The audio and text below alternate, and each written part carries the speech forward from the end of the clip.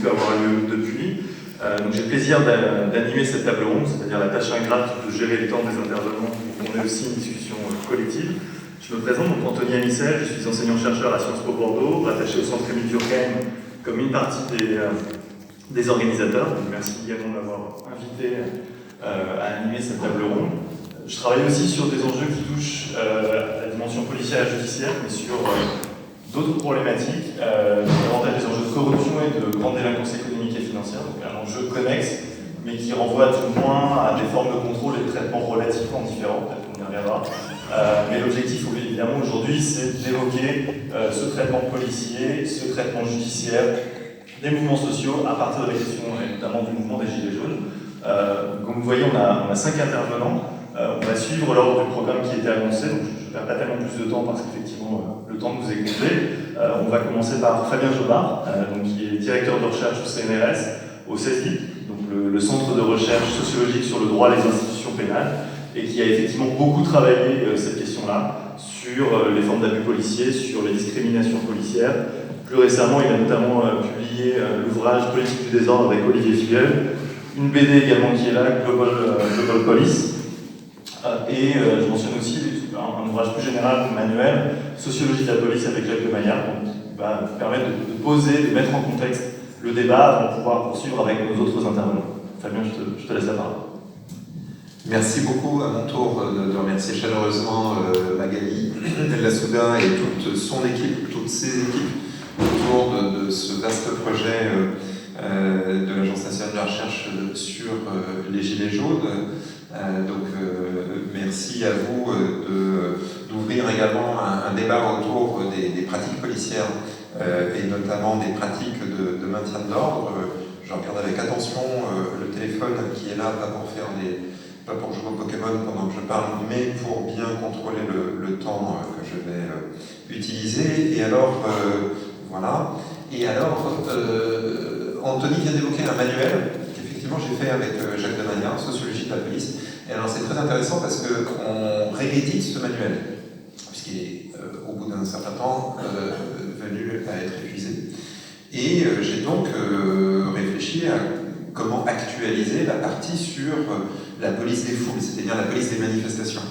Et le titre, donc le manuel, on l'avait rédigé en 2014, il est sorti en 2015. Et en 2014, le titre de la partie consacrée à la police des manifestations, c'était « Vers une pacification des conflits », point d'interrogation. Parce qu'à l'époque, on considérait que, en gros, depuis un siècle, depuis même une fameuse manifestation organisée finalement par la CGT en 1909 contre l'assassinat d'un anarchiste catalan, il y avait un mouvement de pacification du rapport aux foules, très progressif, assez heurté aussi, en France en tout cas métropolitaine.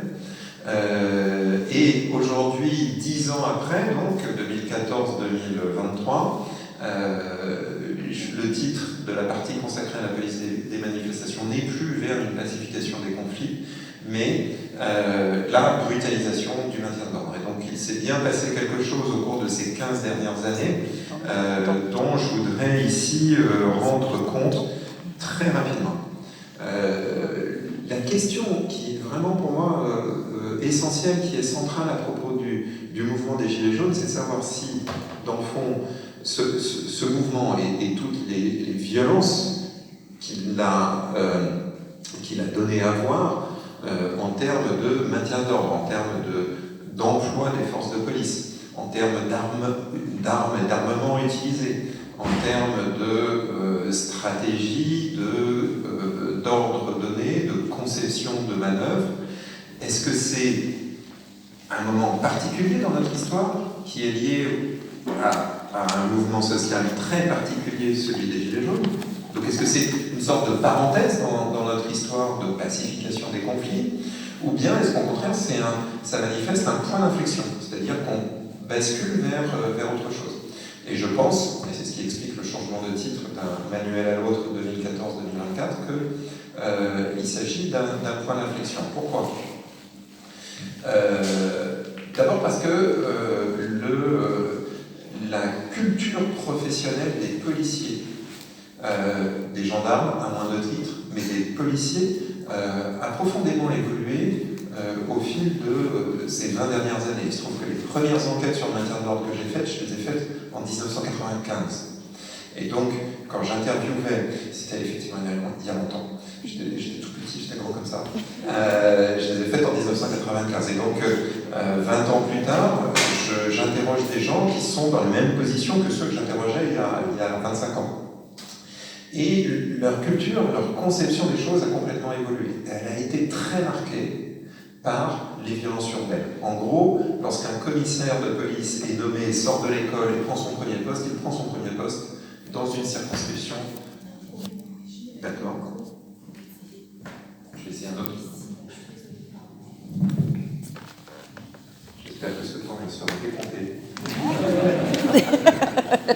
Comment faut maintenant on joue 20 minutes après la fin de la.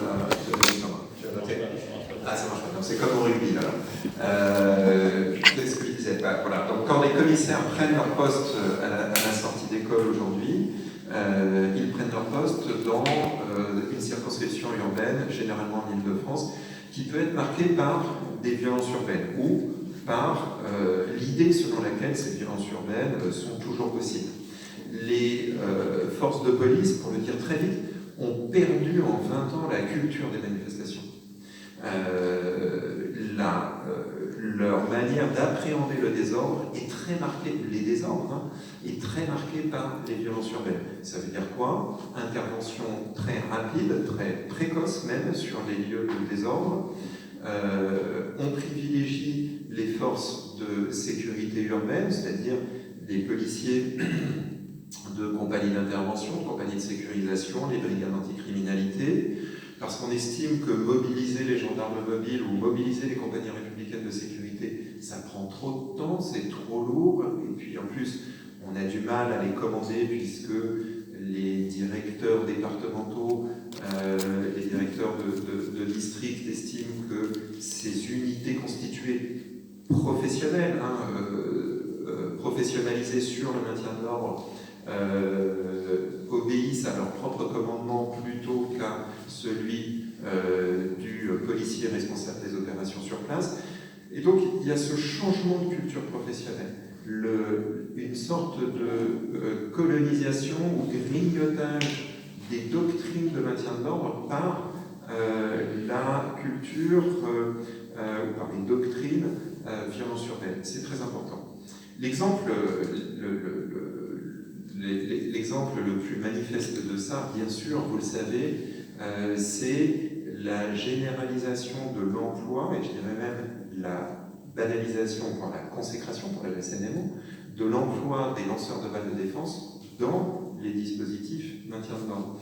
Si on fait la généalogie, l'histoire de ces engins-là, ces moyens de force intermédiaire, eh bien, on se souvient que lorsqu'ils ont été introduits dans la police nationale, ils l'ont été par un directeur général de la police nationale à l'époque qui s'appelait Claude Guéant, 1994-1995, ils équipaient des équipages de brigades anticriminalité particulièrement exposés au risque d'être agressés par des petits groupes. Embuscade, infériorité numérique, etc.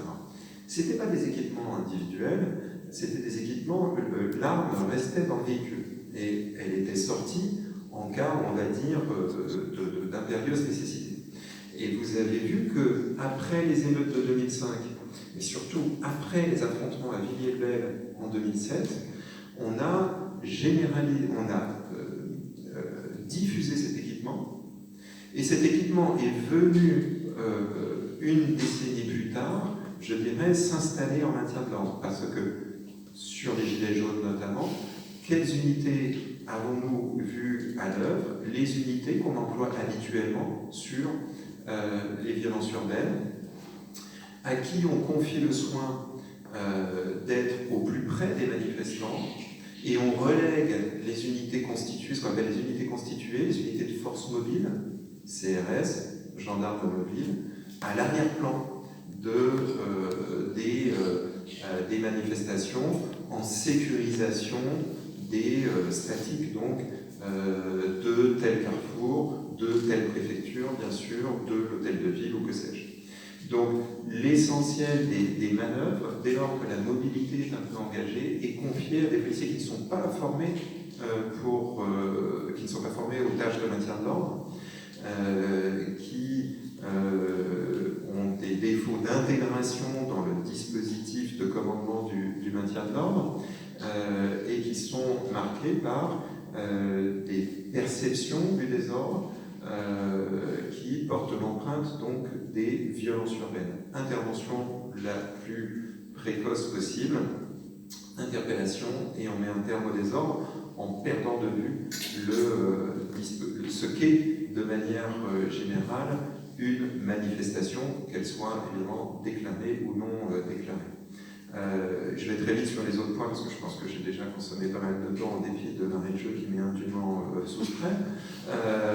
À ça, donc, il faut ajouter, je viens de l'évoquer, des évolutions plus récentes qui datent du début des années 2000, comme la judiciarisation. Le fait que l'autorité politique tire gloire, en quelque sorte, ou en tout cas valorise son efficacité dans les comptes rendus qu'elle fait, aux journalistes, à la presse, aux 20h le soir, à partir du nombre d'interpellations réalisées.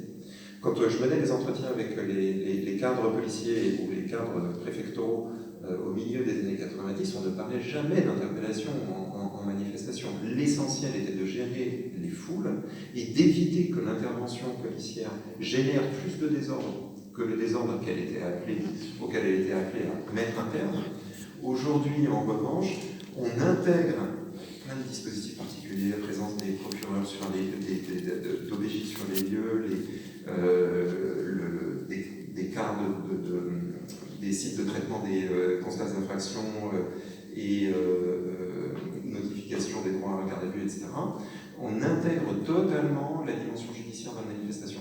Ça introduit tout un ensemble de désordres dans ces politiques d'ordre. C'est pour ça qu'on a appelé ce livre, qui tient debout tout seul, politique du désordre. Ces mutations introduisent du désordre dans la gestion des manifestations. Troisième point, le troisième et dernier, tu dis, alors d'accord, troisième et dernier point, c'est un gueule quand même, alors, troisième et dernier point, est-ce que tout ça vient de la police ou est-ce que tout ça vient du politique? Dans le fond, il faut revenir à la fin des années 90, au début des années 2000, après le mouvement contre le plan Juppé, dont une partie déjà portait sur les retraites, il faut le rappeler. Après le mouvement, et d'ailleurs la victoire avait été obtenue sur le volet retraite, après le mouvement Juppé, au fond, les politiques se sont convaincus que le mouvement social c'était fini. Et que ces grosses unités mobiles, CRS, gendarmes mobiles, n'étaient plus vraiment utiles compte tenu des rapports de force politiques. Et ce qu'on a vu, c'est à partir du mouvement contre la réforme du Code du travail de 2016, puis bien sûr les Gilets jaunes, puis les retraites 2019-2020, il ne faut pas l'oublier, les deux mobilisations sur les retraites, puis les retraites 2023, sans compter bien sûr des mobilisations autour des causes et des enjeux écologiques, c'est que le mouvement social, en réalité, la société française est toujours traversée par des mouvements sociaux d'ampleur. Et dans le fond, et ça, le mouvement des Gilets jaunes l'a manifesté en plein éclat, ce diagnostic, plutôt ce pronostic formulé par les politiques sur l'évolution de la société française, le mouvement des Gilets jaunes lui a opposé un démenti brutal, mais un démenti aussi qui s'est soldé par une réponse brutale. Donc voilà les éléments que je voulais un petit peu mettre en avant, données contextuelles sur les évolutions du maintien de l'ordre aujourd'hui. Merci. Merci beaucoup Fabien, ton temps a été bien découpé, donc j'ai eu le petit bonus de 2 minutes associé à ça. Donc merci beaucoup pour évidemment cette mise en contexte générale qui nous donne aussi une petite profondeur historique sur les évolutions et les transformations aussi avant le mouvement des Gilets jaunes. Et on va continuer notre tour de parole, donc cette fois avec Laurent Bicot, ex-sous-préfet de Corse et de la Martinique, qui a aussi un ancrage bordelais, qui a documenté en partie le mouvement des Gilets jaunes et évidemment son traitement policier et judiciaire. Je vous laisse la parole pour le même temps. Merci. Alors pour ceux qui ne me connaissent pas, je rappelle rapidement que j'ai été sous-préfet de 2003 à 2008 en Dordogne, en Corse et en Martinique. Et à trois reprises, j'ai occupé la fonction de directeur de cabinet du préfet, qui est dans le corps préfectoral, celui qui supervise les services de police, de gendarmerie, la lutte contre la délinquance et qui supervise les dispositifs de maintien de l'ordre. Moi, quand je suis arrivé dans le corps préfectoral en 2003, j'ai découvert le maintien de l'ordre tel que Fabien Jobard vient de le décrire, c'est à l'ancienne mouture. Il y avait deux principes absolus, c'était la désescalade, tous les choix de manœuvre devaient concourir à la désescalade, et jamais de nasse. Jamais de nasse pour ne jamais provoquer des comportements irrationnels de la part de manifestants qui se sentent piégés, parce que dans ces cas-là, on met tout le monde en danger, les manifestants et les forces de l'ordre. Et puis il y avait un troisième principe, alors là, qui n'existe même plus, c'était la première mission des services de police et de gendarmerie en cas de manifestation, c'était d'abord de protéger la manifestation, de faire en sorte qu'elle se déroule bien. Donc que l'itinéraire, la circulation soit régulée sur l'itinéraire, etc., etc. Tout ça, c'est une mission qui a disparu. Et puis en 2018, je rejoins le mouvement des Gilets jaunes en tant que citoyen. En fait, ça n'est pas un métier, Gilets jaunes, certains me disent de passer de sous-préfet à Gilets jaunes. Sous-préfet, c'est un métier, mais Gilets jaunes, c'est pas un métier, c'est un engagement citoyen. Et là, je subis le maintien de l'ordre en tant que manifestant. Et je vois qu'en l'espace de 10 ans, on a complètement inversé la logique. C'est la stratégie de l'attention, voire de la terreur. Donc on impacte, on fait mal, on fait peur, avec un objectif très clair, décourager les gens de revenir. C'est très clair. La stratégie de la NAS est systématique. Et le pire, c'est qu'au début, alors évidemment, on a tous vécu comme Gilets jaunes la NAS, mais en plus à Paris, ça s'est sophistiqué, c'est que non seulement ils faisaient des NAS assez fermées, assez serrées, et ils chargeaient dans les NAS. Donc il n'y avait même pas d'échappatoire possible. Notamment les compagnies d'intervention de la préfecture de police qui s'illustrent par leur brutalité et leur violence débridée. Donc en fait, on est passé d'un système de maintien de l'ordre encadré par des règles de l'état de droit à un système de répression politique. Moi, c'est vraiment ça le changement qui m'a frappé. C'est qu'on a quitté l'état de droit. On est passé dans l'utilisation des forces de l'ordre à des fins politiques pour protéger un pouvoir politique et réprimer un mouvement de contestation et l'éteindre comme ça. Et qu'est-ce que ça produit très concrètement? Vous avez d'abord, dans l'état de droit, la règle, c'est que les policiers et les gendarmes sont là pour faire cesser une infraction et appréhender le ou les auteurs des infractions avec l'emploi de la force strictement nécessaire. Et ensuite, ils mettent à disposition de la justice, car c'est la justice qui est chargée de punir dans l'état de droit tel qu'il est organisé en France. C'est pas la police et la gendarmerie qui est chargée de punir, c'est quand même super important de le rappeler. Qu'est-ce qui se passe quand vous passez d'un système de maintien de l'ordre encadré par les règles de l'état de droit à un système de répression? Vous donnez le droit aux forces de l'ordre de punir.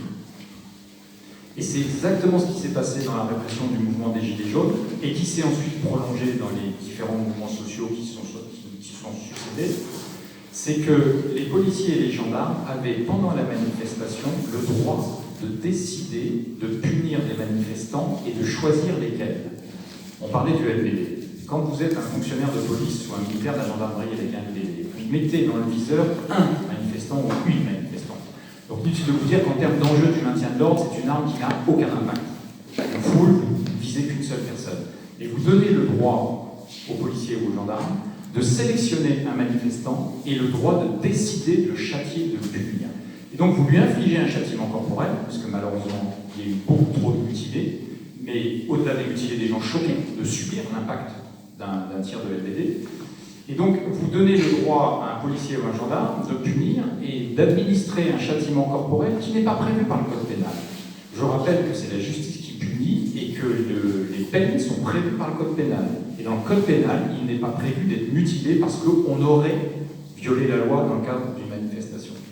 Donc c'est vraiment important de comprendre qu'on a donné ce droit aux forces de l'ordre pendant les manifestations de punir les manifestants avec le LBD, mais pendant les charges aussi. Quand vous tabassez un manifestant au sol et que vous ne l'interpellez pas, parce qu'à la limite que vous utilisiez la force pour interpeller un manifestant que vous soupçonnez d'avoir commis une infraction pour ensuite l'emmener au commissariat puis le déférer devant la justice, vous êtes dans les règles de l'état de droit. Et quand vous tabassez un manifestant au sol et que vous repartez en le laissant avec ses blessures, vous avez puni un manifestant, vous avez donné le droit à un policier ou un gendarme de punir un manifestant.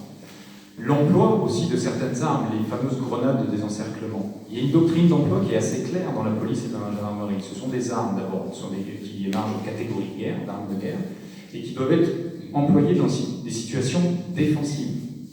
Ça, c'est la doctrine d'emploi. Sauf que nous l'avons tous pratiqué, en tout cas pour tous ceux qui vont en manifestation, elles sont employées dans des situations offensives, ce qui les rend encore plus dangereuses, et qui ne sont pas conformes à l'emploi, et qui mutilent encore plus, qui blessent encore plus quand elles sont utilisées dans des situations offensives. Et notamment quand les forces de l'ordre chargent, que les manifestants courent et tournent le dos aux forces de l'ordre et ne voient pas ces grenades lancées. Et lors de la dernière mobilisation contre la réforme des retraites, une des premières manifestations à Paris, un militant Sudrail a perdu un œil.